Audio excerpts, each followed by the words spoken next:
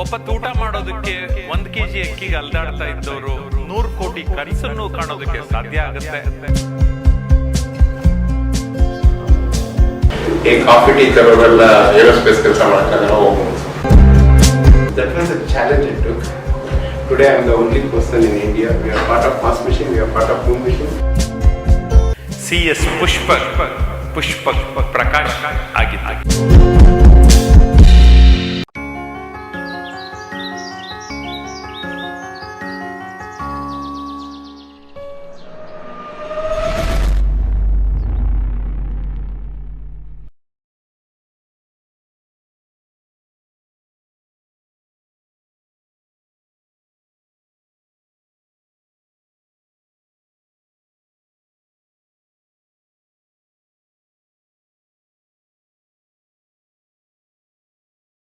ನಮ್ಮ ಬದುಕು ಹೇಗೂ ಸಾಗುತ್ತೆ.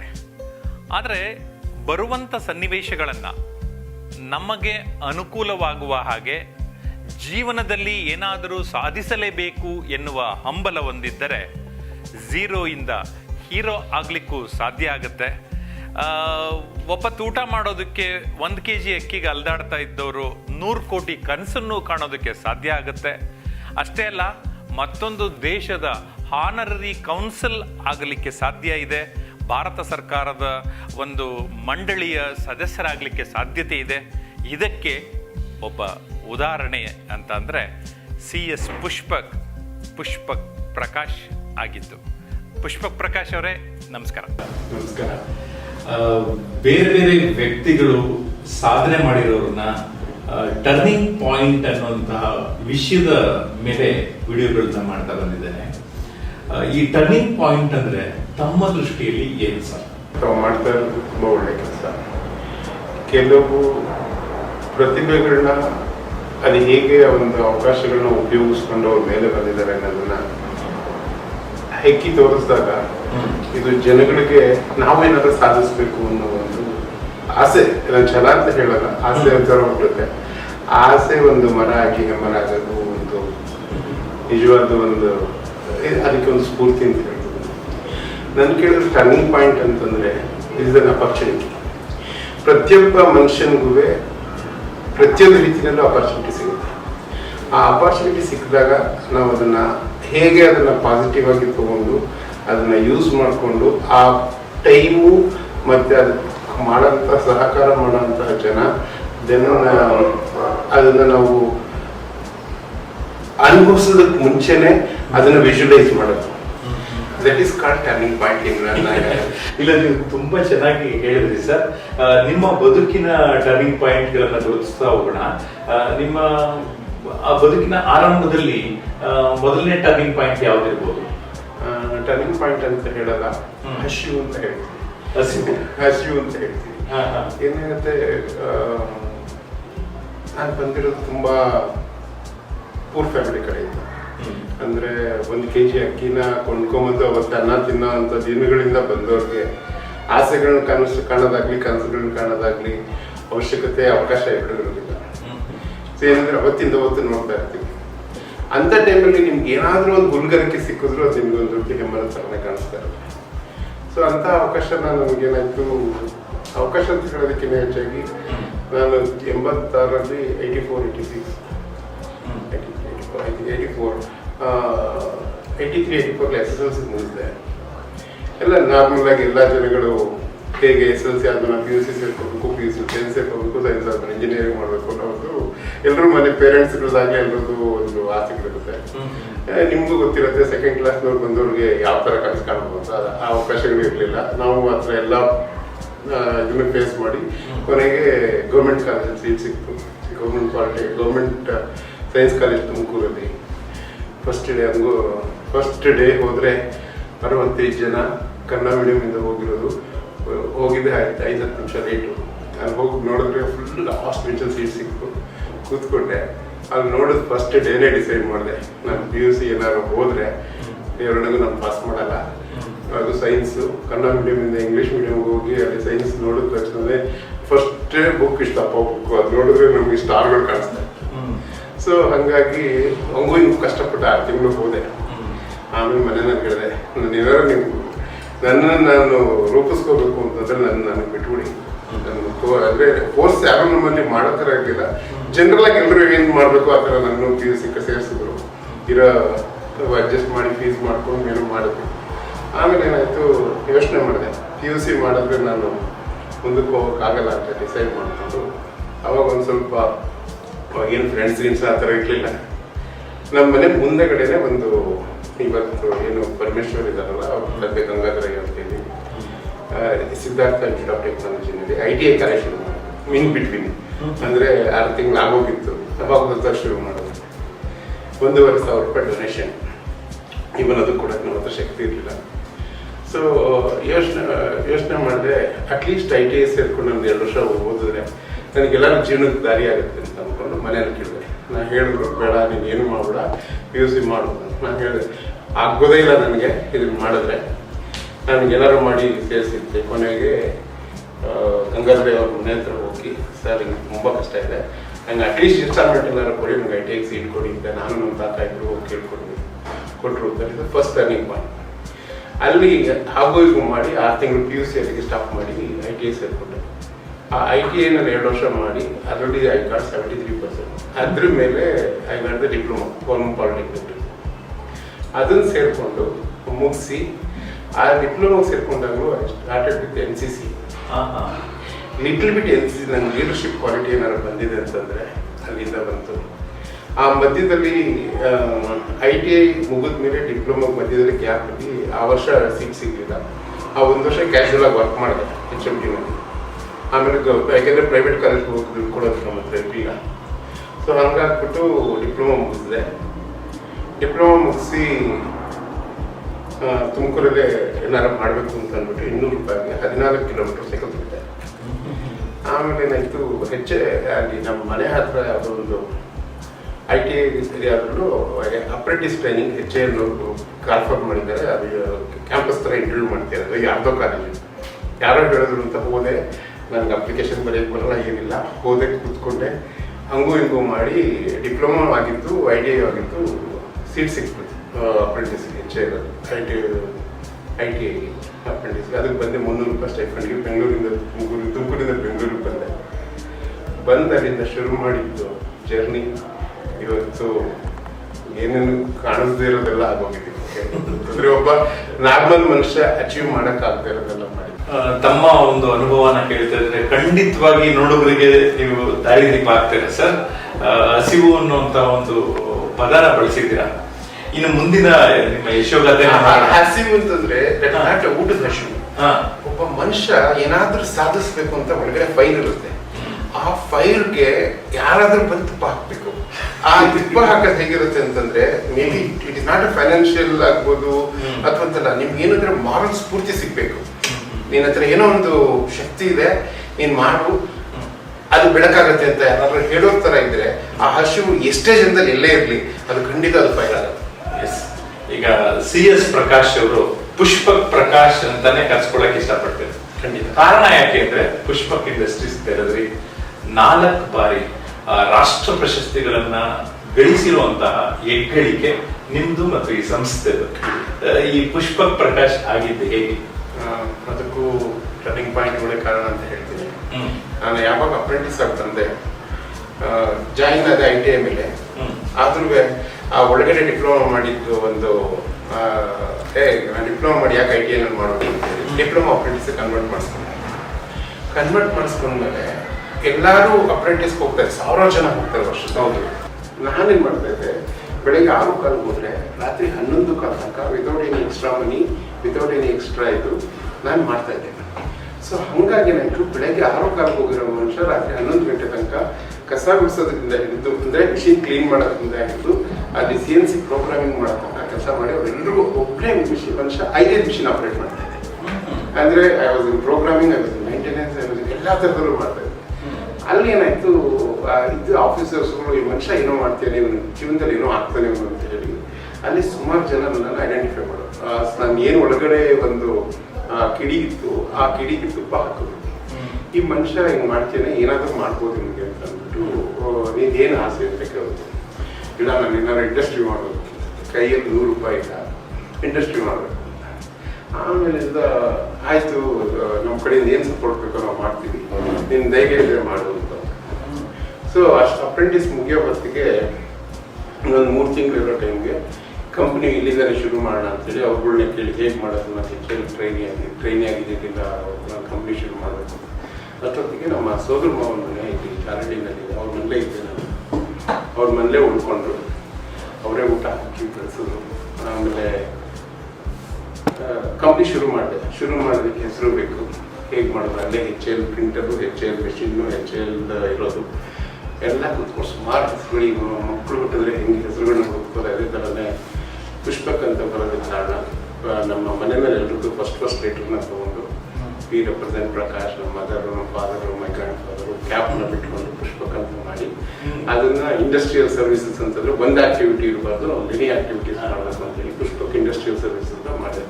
ಅಲ್ಲಿ HL ಆಫೀಸರ್ ವೈಫ್ ಒಬ್ಬರು ಸೆಂಟ್ರಲ್ ಬ್ಯಾಂಕ್ ಕೆಲಸ ಮಾಡ್ತಿದ್ರು, ಅವರು 500 ರೂಪಾಯಿ ಕೊಟ್ಟು ಅಕೌಂಟ್ ಓಪನ್ ಮಾಡಿಸ್ಕೊಟ್ರು. ನಮ್ಮ ರಿಲೇಟಿವ್ ನಮ್ಮ ಅಂಕಲ್ ಅವರ ಇನ್ನೊಬ್ಬರು ಪ್ರಸಾದ್ ಇಂಡಸ್ಟ್ರೀಸ್ ಅಂತಿದೆ, ಮೋಹನ್ ಮೂರ್ತಿ ಅಂತ, ಅವರು ಮೆಷಿನ್ ಕೊಡಿಸಿದ್ರು.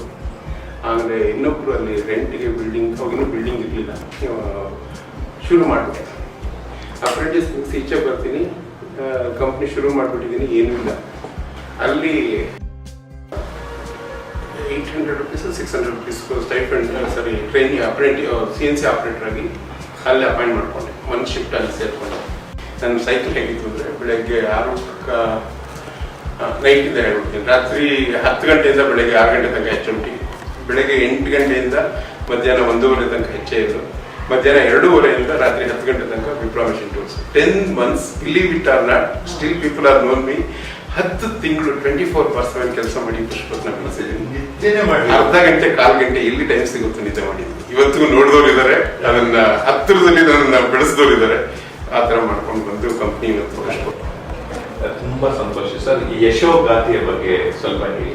4 ಬಾರಿ ಒಂದು ಸಂಸ್ಥೆ ರಾಷ್ಟ್ರ ಪ್ರಶಸ್ತಿ ಪಡೆಯೋದು ಅಂದ್ರೆ ನಿಜವಾಗಿಯೂ ಹೆಮ್ಮೆಯ ವಿಚಾರ. ಪ್ರತಿಯೊಬ್ಬ ಮನುಷ್ಯನಿಗೂ ಅವ್ನು ಯಾವುದೇ ಲೆವೆಲಲ್ಲಿ ಇರಲಿ ಅವ್ನಿಗೆ ಅವಕಾಶ ಬಂದೇ ಬರುತ್ತೆ. ಅದನ್ನ ನಾವು ಗುರುತಿಸಿ ಅದನ್ನ ಒಂದು ಅವಕಾಶವಾಗಿ ಕನ್ವರ್ಟ್ ಮಾಡಿಕೊಂಡು ಅದನ್ನ ಕಾರ್ಯರೂಪಕ್ಕೆ ತಂದು ಅದನ್ನ ಛಲ ಬಿಡ್ದೇನೆ ಅಚೀವ್ ಆಗೋ ತನಕ ಸಾಧಿಸ್ಬೇಕು. ನಾವೇನ್ ಮಾಡ್ತೀವಿ, ಆರಂಭ ಶುರುತ್ವ ಮೆಚಾರಿಟಿ, ಎಲ್ಲೇ ಹೋದ್ರೂ ಕಂಪ್ನಿ ಶುರು ಮಾಡು, 3 ತಿಂಗಳಲ್ಲಿ ನೋಡು. ನಂದು 6 ಕೋಟಿ ಟರ್ನ್ ಓವರ್ ಇದ್ದಾಗಲೂ ಸ್ಕೂಟರ್ ಓಡಿಸ್ತಾ ಇದ್ದೆ ನಾನು. ಐ ಥಿಂಕ್ ನಾಟ್ 6 ಕೋಟಿ, ಐ ಥಿಂಕ್ 2.5-3 ಕೋಟಿ ಇರುವಾಗಲೂ ನನ್ನ I was using scooter TVS XL, Bajaj FE, LML Vespa. ಇವತ್ತು 3 ಗಾಡಿನೂ ನಾನು ಡೈಲಿ ನೋಡ್ತೀನಿ, ಇಟ್ಕೊಂಡಿದ್ದೀನಿ. ಅವಕಾಶಗಳು ಹೀಗೆ ಮಾಡುವಾಗ 450 ಜನಕ್ಕೆ ಕೆಲಸ ಕೊಟ್ಟೆ.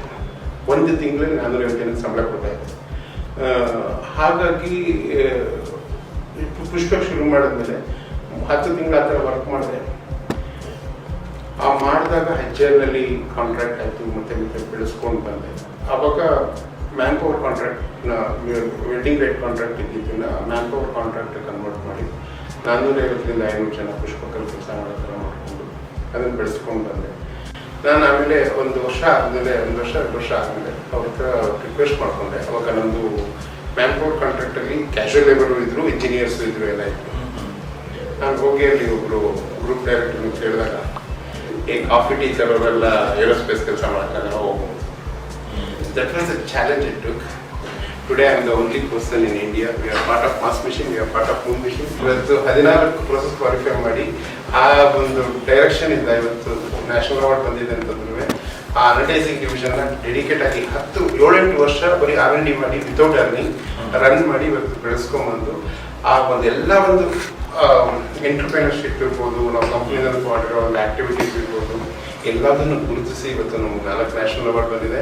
One time youngest entrepreneur in Asia selected by Japanese, 2 time business excellence award from CIA. That is also only 1 company MSME sector ಅಂತ ತಗೊಂಡ್ರು. ನೀವು ಈ ತರ ಸ್ಥಾಪನೆ ಮಾಡ್ತಾ ಇರೋದನ್ನ ನೋಡಿ ಜೆಕೋಸ್ಲೋವಾಕಿಯಾ ದೇಶದವರಿಗೆ ಕಣ್ಬೀಳ್ತು ಅನ್ಸುತ್ತೆ. ಇಲ್ಲ, ಅವರು ಕಣ್ಬೀಳಿಲ್ಲ, ಅದಕ್ಕೆ ಒಂದು ಬೇರೆ ಇದೊಂದು ಅದನ್ನು ಕೇಳೇ ಬಿಡೋಣ. ಯಾಕೆಂದ್ರೆ ಒಂದು ದೇಶ, ಇವರು ನಮ್ಮ ದೇಶದ ಪ್ರತಿನಿಧಿ ಆಗ್ಲಿಕ್ಕೆ ಭಾರತದಲ್ಲಿ ಒಂದು ಒಬ್ಬ ಸೂಕ್ತ ವ್ಯಕ್ತಿ ಅಂತ ಆರಿಸೋದಿದೆಯಲ್ಲ, ಆನರರಿ ಕಾನ್ಸುಲ್ ಅಂತ ಕರೀತೇವೆ. ನಾನು ಆ ಒಂದು ಕಾರ್ಯಕ್ರಮದಲ್ಲಿ ಭಾಗವಹಿಸಿದ್ದು ನನ್ನ ಒಂದು ಅದೃಷ್ಟ ಕೂಡ. ಈ ಸಂದರ್ಭವನ್ನು ಹಂಚಿಕೊಳ್ಳಿ. ಇಲ್ಲಿ ಏನಾಯ್ತು, ಇದಕ್ಕೂ ಒಂದು ಟರ್ನಿಂಗ್ ಪಾಯಿಂಟ್ ಅಂತಾನೆ ಹೇಳ್ಬೋದು. 2012 EPC ಅವರು ಎಕ್ಸಿಬಿಷನ್ ಮಾಡಿದ್ದಾರೆ ಚೆಕ್ ರಿಪಬ್ಲಿಕ್ ಅಲ್ಲಿ. India was part time country.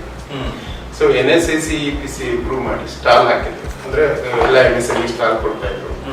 ನನಗೆ ಮ್ಯಾಪಲ್ ಚೆಕ್ ರಿಪಬ್ಲಿಕ್ ಎಲ್ಲಿದೆ ಅಂತ ಕೂಡ ಗೊತ್ತಿಲ್ಲ. ಈ ತರ ಸಿಚುವೇಶನ್ ಅಲ್ಲಿ ಕರೆದಾಗ ನಾನು ಹೇಳಿದೆ, ಸರ್ ನನ್ನ ಹತ್ರ ನನಗೇನು ಅವಶ್ಯಕತೆ ಏನಾಗೋದಿಲ್ಲ. ಪ್ರಕಾರ ನಾಡಿಗರ್ ಅಂತ ಇದೆ, ಆಮೇಲೆ ರವಿಕುಮಾರ್ ಅಂತ, ಸುಮ್ಮನೆ ನೀನು ಬಾ ಏನಾಗಲ್ಲ ಜೊತೆ. ಸೊ 100 ಕಂಪನಿನಲ್ಲಿ ನಾನು ಒಬ್ಬ ಇಂಡಿಯನ್ ರೆಪ್ರೆಸೆಂಟೇಟಿವ್ ಹೋದೆ. ಇಂಡಿಯನ್ ಪೆವಿಲಿಯನ್ ಅಂತ ಇತ್ತು, ನಮ್ಗೆ ಚಿಕ್ಕದು 1 ಮೀಟರ್ ಸ್ಮಾಲ್ ಸ್ಟಾಲ್, ಇವನ್ ಕೂತ್ರಿ ಈ ಕಡೆ ತಿರ್ಗಕ್ಕಾಗಲ್ಲ ಆ ಥರ ಸ್ಟಾಲ್ ಇತ್ತು ನಮ್ಗೆ. ಆಲ್ಮೋಸ್ಟ್ ಎಲ್ಲ ಮುಗಿದಿದೆ. ಲಾಸ್ಟ್ ಡೇ 5 ಗಂಟೆ ಕ್ಲೋಸ್ ಆಗುತ್ತೆ ಎಕ್ಸಿಬಿಷನ್. 4 o'clock ನನ್ನ ಸ್ಟಾಲ್ ಮುಂದೆ ಇಬ್ರು ಫಾದರ್ ಅಂಡ್ ಸನ್ ಮೂವ್ ಆಗ್ತಾ ಯುರೋಪಿಯನ್ ಅಂದ್ರೆ ಚೆಕ್ ರಿಪಬ್ಲಿಕ್ ಹೋಗ್ತಾ ಇದ್ರು.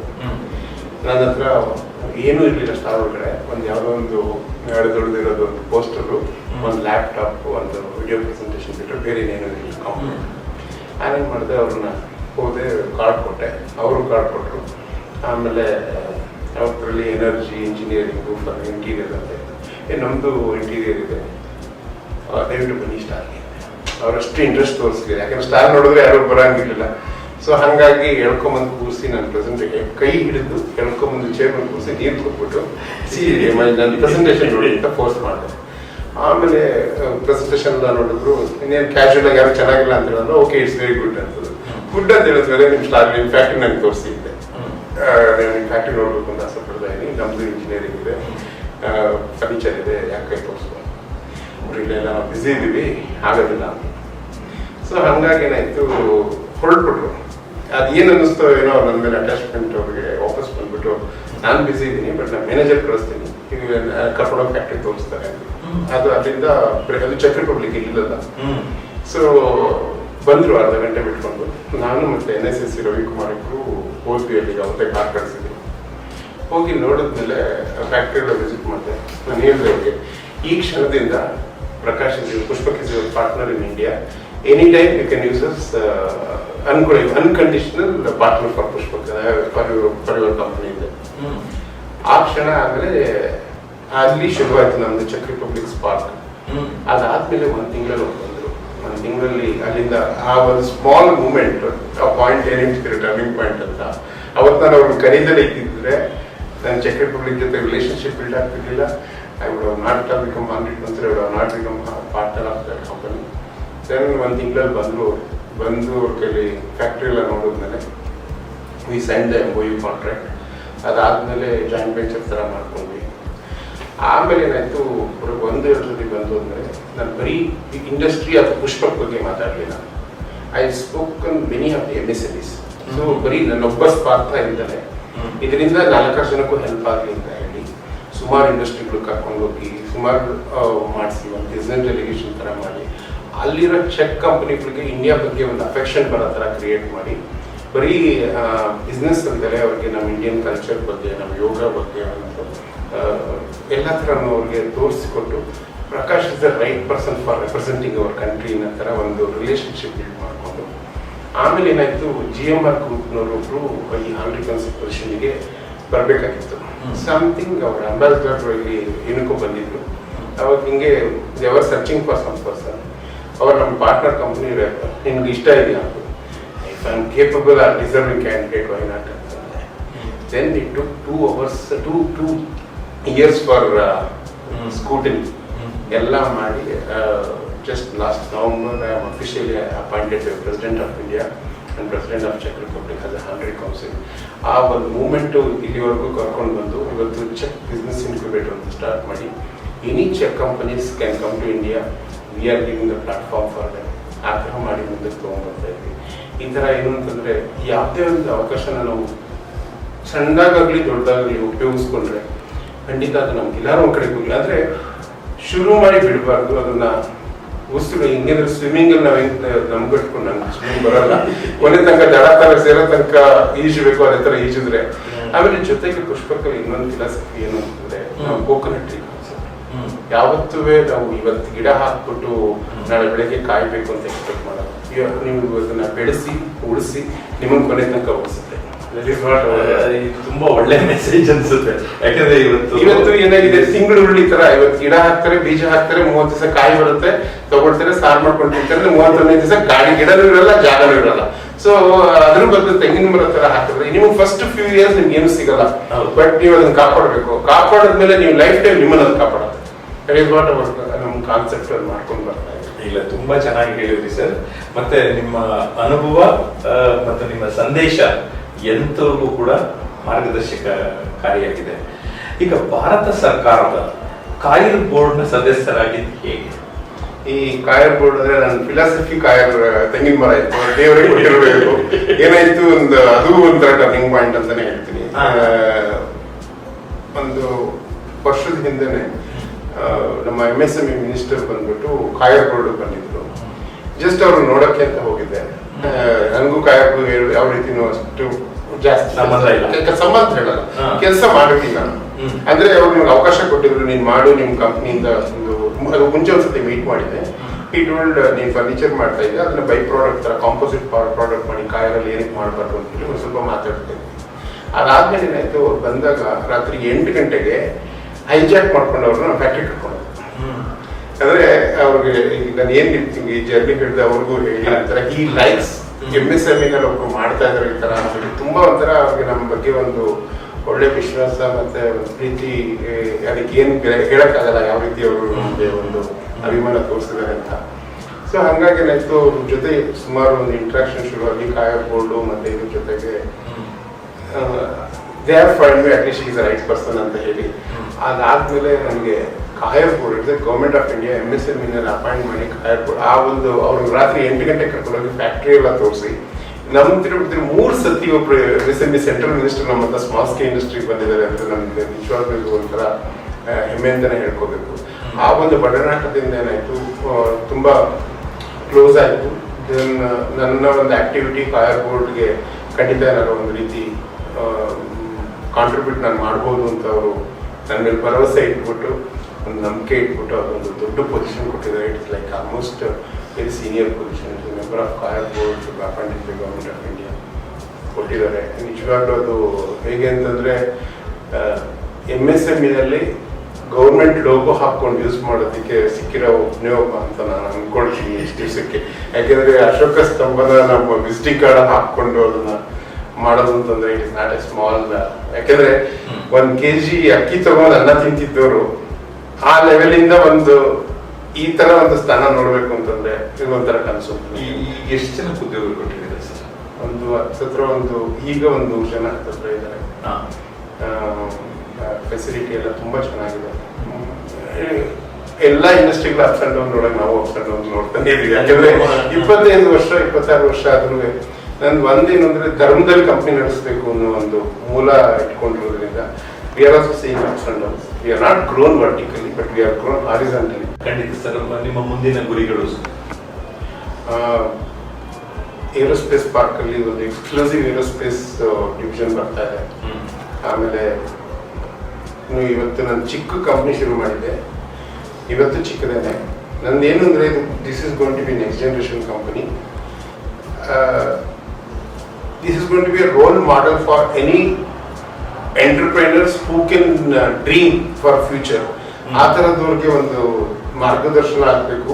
ನಾನೊಂದು ಬೆಂಚ್ ಮಾರ್ಕ್ ಅಥವಾ ಲೆಜೆಂಡ್ ತರ ಒಂದು ಆ ತರ ಝೀರೋ ಇಂದ ಒಬ್ಬ ಮನುಷ್ಯ ಈ ತರನು ಮಾಡಬಹುದು ದುಡ್ಡಿಲ್ದೇನೆ ಅನ್ನೋದಕ್ಕೆ ಒಂದು ದಾರಿ ತೋರಿಸೋದಕ್ಕೆ ಒಬ್ರಿಗೆ ರೋಲ್ ಮಾಡಲಾಗ್ಬೇಕು ಅನ್ನೋದು. ಒಂದು ದುಡ್ಡು ಮಾಡೋದು ಇಂಪಾರ್ಟೆಂಟ್ ಅಲ್ಲ, ನೀವು ಮಾಡಿ ಏನು ನೀವು ಹೋಗಿರೋ ದಾರಿ ಇರುತ್ತಲ್ಲ ಅದ್ರಲ್ಲಿ 4 ಜನ ಹೆಜ್ಜೆ ಹಿಡ್ಕೊಂಡು ನಡ್ಕೊಂಬಂದ್ರೆ ಅದು ಒಂದು ತುಂಬಾನೇ ಅಂದ್ರೆ ನಮ್ಮ ಒಂದು ಸದ್ಯದ ಗುರಿ we have to reach from 0 ಇಂದ 100 crore ಮಾಡಬಹುದು ಅಂತ ಒಂದು ತೋರಿಸೋದಿಕ್ಕೆ ಅದರಿಂದ ಅವರು ಒಂದು ಪ್ಲಾನ್ಸ್ ಇಟ್ಕೊಂಡಿದೀವಿ. ಅದ್ರ ತಕ್ಕನಾಗ ಅದೇ ಡೈರೆಕ್ಷನ್ ವರ್ಕ್ ಮಾಡ್ತಾ ಇದ್ವಿ. ಏನಾಗಿದೆ ಒಬ್ಬನಿಂದ ಸಾಧ್ಯ ಇಲ್ಲ. ಅಂದರೆ ವಿತೌಟ್ ಟೀಮ್, ವಿತೌಟ್ ವೆಲ್ವಿಷರ್ಸ್ ಎಲ್ರದ್ದು ಸಪೋರ್ಟ್ ಮತ್ತೆ ಗಿಡ ಯಾವುದೇ ಗಿಡ ಆದ್ರೂ ಇನ್ಶಿಯಲಲ್ಲಿ ನೀರು ಈ ಥರ that is a more important. ಯಾಕೆಂದ್ರೆ ಯಾವುದೇ ಒಂದು ಗಿಡ ನೀವು ಇವತ್ತು ಹಾಕ್ಬಿಟ್ಟು ಹೊರಟೋಗ್ತಾರೆ ನಮ್ಮ ಫಾರೆಸ್ಟ್ ಡಿಪಾರ್ಟ್ಮೆಂಟ್ ರೋಡಲ್ಲಿ ಯಾರು ನೀರು ಮಳೆ ಬಂದ್ರೆ ಮಾತ್ರ ಅದು ಅದರಲ್ಲಿ 75-80% ಗಿಡ ಹೊರಟೋಗೋದು. ಯಾವುದೇ ಒಂದು ಒಬ್ಬ ಮನುಷ್ಯನ ಸ್ಟಾರ್ಟಿಂಗ್ ಆಸೆಗಳಲ್ಲಿ ಬಂದಾಗ ಯಾರು ಸ್ಟಾರ್ಟಿಂಗಿಂದ ಕಾಪಾಡಿರ್ತಾರಲ್ಲ ಅವ್ರನ್ನ ನಾವು ಕೊನೆವರೆಗೂ ಇಟ್ಕೊಂಡಿರ್ಬೇಕು. ಇವತ್ತಿನವರೆಗೂ ನನಗೆ ಫಸ್ಟ್ ಡೇಯಿಂದ ಯಾರು ಹೆಲ್ಪ್ ಮಾಡಿದಾರೋ ಅಷ್ಟು ಜನ ಇವತ್ತಿಗೂ ಅದೇ ವಿಶ್ವಾಸದಲ್ಲಿ ಅದೇ ಪ್ರೀತಿನಲ್ಲಿ ಇವತ್ತು ಜೊತೆಗಿದ್ದಾರೆ. ಅದೇ ನನ್ನ ಮೇನ್ ಸ್ಟ್ರೆಂತ್. ಆಮೇಲೆ ಇವತ್ತು ಮಧ್ಯದಲ್ಲಿ ತುಂಬಾ ಜನ ಹೆಲ್ಪ್ ಮಾಡ್ತಾ ಇದ್ದಾರೆ. ಖಂಡಿತ ಅದು ನಾನು ಹೆಲ್ಪ್ ಅಂತ ಹೇಳ್ದಿದ್ರೆ ತಪ್ಪಾಗುತ್ತೆ. ತುಂಬಾ ಎಲ್ಲ ಕಷ್ಟಗಳಲ್ಲೂ ಎಲ್ಲ ರೀತಿಯಲ್ಲೂ ರಿಇನ್ಫೋರ್ಸ್ಮೆಂಟ್ ಕೊಟ್ಟು ಹೆಲ್ಪ್ ಮಾಡ್ತಿದ್ದಾರೆ. ಎಷ್ಟೇ ಹೆಲ್ಪ್ ಮಾಡಿದ್ರು ಗಿಡ ಆದ್ಮೇಲೆ ಬೇರೆಯವ್ರು ಬಂದು ಇದು ಇದ್ದಾರೆ ಹೊರತು ಬಟ್ ಇನಿಷಿಯಲ್ ಸ್ಟೇಜಸ್ ಅಲ್ಲಿ ಏನ್ ನನ್ಗೆ ಹೆಲ್ಪ್ ಮಾಡಿದಾರಲ್ಲ ಅವ್ರನ್ನ ಯಾವತ್ತೂ ನಾವು ಮರೆಯೋಕ್ಕಾಗಲ್ಲ.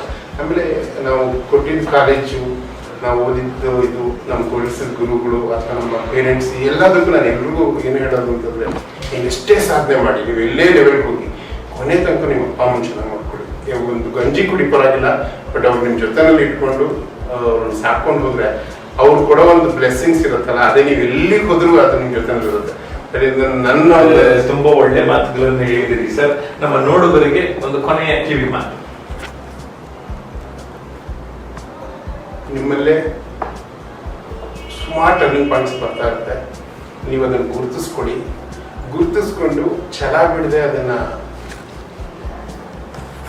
ಸುಮಾರು ಜನದ ಸಪೋರ್ಟ್ ತಗೊಂಡು, ಆಮೇಲೆ ಒಂದು ಏನಂತಾರೆ ಕೀಳರಿಮೆ ಇಟ್ಕೋಬೇಡಿ. ನಿಮ್ಮ ದಾರಿದಲ್ಲಿ ನೀವು ಹೋಗಿ, ನೀವು ಧರ್ಮದ ದಾರಿನಲ್ಲಿ ಹೋಗಿ, ವ್ಯಾಲ್ಯೂಸ್ ಎಥಿಕ್ಸ್ ಮತ್ತೆ ಒಂದು ನಿಮ್ಮ ಏನು ಒಳ್ಳೆ ಕಲ್ಚರ್ ಇದೆ ಅದನ್ನು ಬಿಡಬೇಡಿ. ಅದನ್ನು ಮುಂದಿಸ್ಕೊಂಡು ನೀವು ಹೋದ್ರೆ 200% ಗ್ಯಾರಂಟಿ ನಿಮ್ಮ ರಿಸಲ್ಟ್ ಸಕ್ಸಸ್ ಆಗೇ ಆಗ್ತದೆ. ಬಟ್ ಒಂದು ಯಾವುದೇ ಮೆಟ್ಲು ಹತ್ತಿದ್ರು ಲಿಫ್ಟಲ್ಲಿ ಹೋಗ್ಬೇಡಿ, ಮೆಟ್ಲು ಹತ್ಕೊಂಡು ಹೋಗಿ. 100 ಫ್ಲೋರ್ಗೆ ಹೋಗಿ ಮೆಟ್ಲು ಹತ್ಕೊಂಡು ಹೋಗಿ. ಆವಾಗ ನಿಮಗೆ ಪ್ರತಿಯೊಂದು ಮೆಟ್ಲದು ಕಷ್ಟ ಗೊತ್ತಾಗುತ್ತೆ. ನೀವು ಲಿಫ್ಟಲ್ಲಿ ಹೋದ್ರೆ ಯಾರೋ ಹಾಕಿರೋ ಲಿಫ್ಟಲ್ಲಿ ನೀವು ಹೋದ್ರೆ ರಿಸಲ್ಟ್ ಬರಲ್ಲ. ನೀವು ಮೆಟ್ಲು ಹತ್ಕೊಂಡು ಹೋದ್ರೆ ನೀವು ಎಲ್ಲಿ ನಿಂತ್ಕೊಂಡು ಹೋಗ್ತೀರ ಅವಾಗ ನಿಮ್ಗೆ ಗುರಿ ಕಾಣುತ್ತೆ. ಮೆಟ್ಲು ಹತ್ಕೊಂಡು ಹೋಗ್ತಾ ಇದ್ರೆ ಈ ಪುಷ್ಪಕ್ ಪ್ರಕಾಶ್ ಅವ್ರ ಕತೆ ಸರಿಯಾಗಿ ಕೇಳ್ತಾ ಇದ್ರೆ ಪುಷ್ಪಕ ವಿಮಾನದಲ್ಲೇ ಹಾರಾಡ್ಕೊಂಡು ನಿಮ್ಮ ಮಾತುಗಳಿಗಾಗಿ ಧನ್ಯವಾದಗಳು ಸರ್. ನಮಸ್ಕಾರ sir. Thank you very much. ಎಲ್ರಿಗೂ ಧನ್ಯವಾದ. ನಮಸ್ಕಾರ.